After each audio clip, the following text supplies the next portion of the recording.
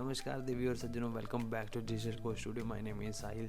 सो आजकल बहुत ज़्यादा एआई हुई पड़ी है, ठीक है। हर जगह डिजिटल वर्ल्ड में मेनली, ठीक है, एआई का बहुत ज़्यादा क्रेज़ है और एआई बहुत वायरल तरीके से, मतलब ग्लोबली बहुत वायरल हो रही है, ठीक है। सो और मैं भी आजकल एआई पे बहुत सारी वीडियोस बना रहा हूँ। आपको वीडियोस की लिंक भी सारे डिस्क्रिप्शन में मिल जाएंगे और आप मेरे यूट्यूब चैनल पे जाके भी सब्सक्राइब करो और वहाँ पे आपको बहुत सारी वीडियोस के टॉपिक मिलेंगे। जैसे एआई का यूज़ डिजिटल वर्ल्ड में बहुत हो रहा है। एआई हमें टेक्स्ट भी जनरेट करके देता है, इमेजेस भी, वीडियोस भी। एआई हर एक चीज़ में मैक्सिमम चीज़ों में जो डिजिटल वर्ल्ड में काम करते हैं, ठीक है। जैसे कोई स्टडी करता है, स्टूडेंट है या डेवलपर है या वीडियो एडिटर है या फिर म्यूज़िक प्रोड्यूस करना चाहता है या फिर वीडियो या फिर यूट्यूबर है, वो अपना कंटेंट जनरेट करवा सकता है, वो अपनी थंबनेल्स को क्रिएट करवा सकता है, स्क्रिप्ट रेडी करवा सकता है। हर एक चीज़ एकदम एक्चुअल रियल वर्ल्ड में दिखाता है वो। कि जैसे मैं कोई भी अगर थंबनेल जनरेट करवाना चाहता हूँ एआई के थ्रू, वो जैसे मेरी हेडिंग होगी ना, जैसे मेरा टॉपिक की हेडिंग होगी, जिस टॉपिक पे मैं अपना थंबनेल क्रिएट करवाना चाहता हूँ, तो वैसे फेस के एक्सप्रेशन भी बना देता है। आज हम बात करेंगे कि क्या एआई सच में एक ह्यूमन की तरह सोच सकता है या वो आउटपुट कैसे जनरेट करता है, ठीक है। इन दोनों पॉइंट्स के बारे में हम बात करने वाले हैं।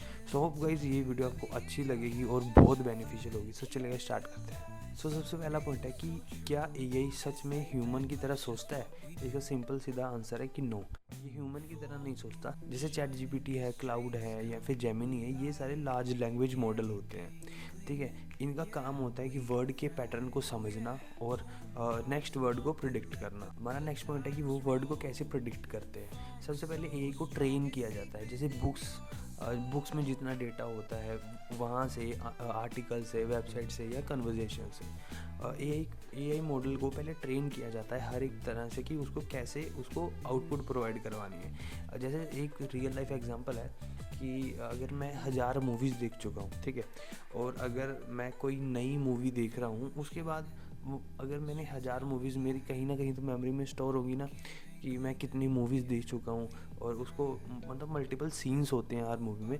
सो मैं इजीली नेक्स्ट सीन को प्रिडिक्ट कर सकता हूँ, ठीक है। प्रिडिक्ट करूँगा कि अगर अभी कोई भी एक्शन सीन चल रहा है, एक्शन सीन के बाद कोई हॉस्पिटल का सीन आ सकता है या फिर कोई भी तरह का सीन आ सकता है। एआई वैसे ही प्रिडिक्ट करता है कि नेक्स्ट सीन कैसे हो सकता है या नेक्स्ट इमेज कैसे जनरेट करनी है या हमें किसी भी क्वेश्चन का आंसर कैसे जनरेट करना है, क्योंकि एआई को पहले से ट्रेन किया गया है कि उसको किस चीज़ का जवाब कैसे देना है। सो अगर हम कोई भी एआई को क्वेश्चन पूछेंगे तो वो इम्प्रूव्ड आंसर को प्रोवाइड करवाएगा कि इसका आंसर ये हो सकता है, और वो आउटपुट प्रोवाइड करवा देता है। अगर हम एआई को लिखते हैं कि what is AI, so AI सबसे पहले क्या करेगा, वो क्वेश्चन को समझेगा, उसके बाद कंटेक्स्ट बनाएगा, थर्ड हर वर्ड की प्रोबेबिलिटी कैलकुलेट करेगा, उसके बाद बेस्ट वर्ड सेलेक्ट करेगा कि वो अपना आउटपुट कैसे दे सकता है, किस वे में दे सकता है। एग्जांपल जैसे फिल इन दी ब्लैंक्स होते हैं ना। अगर मैं एआई को लिखता हूँ कि इंडिया इज़ डैश कंट्री, सो जो एआई होगा वो प्रिडिक्ट करेगा या तो बिग या डाइवर्स, कि इंडिया एक बड़ी कंट्री है या डाइवर्स कंट्री है।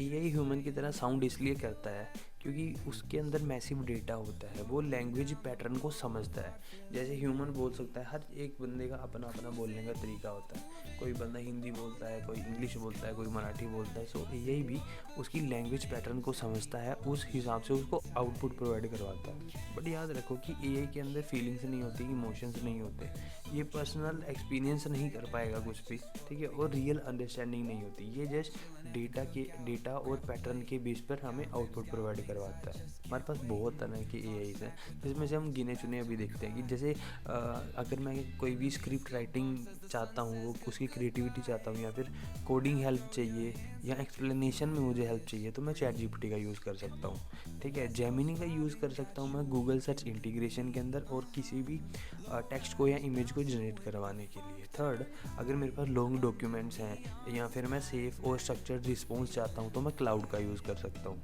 हम एआई का यूज़ अपनी प्रोडक्टिविटी बढ़ाने के लिए कर सकते हैं, ठीक है, वहाँ से आइडियाज़ लेने के लिए कर सकते हैं, या फिर अपनी लर्निंग को फास्ट करने के लिए कर सकते हैं। लेकिन कुछ लोग इसका सही तरीके से यूज़ नहीं कर पाते, ठीक है। अब वो जस्ट एक तो कॉपी पेस्ट का काम करते हैं कि हाँ यहाँ से कॉपी किया, उधर पेस्ट कर दिया। दूसरा ये कि वो अपनी प्रोडक्टिविटी को खो देते हैं, वो अपना दिमाग खुद नहीं लगाते।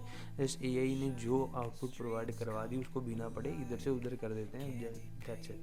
तो ये सही तरीका नहीं है। एआई का यूज़ अपने लॉजिक्स को और स्ट्रॉन्ग बनाने के लिए और अपने काम को और अपने आप को और इम्प्रूव करने के लिए किया जाता है, ना कि कॉपी पेस्ट करने के लिए।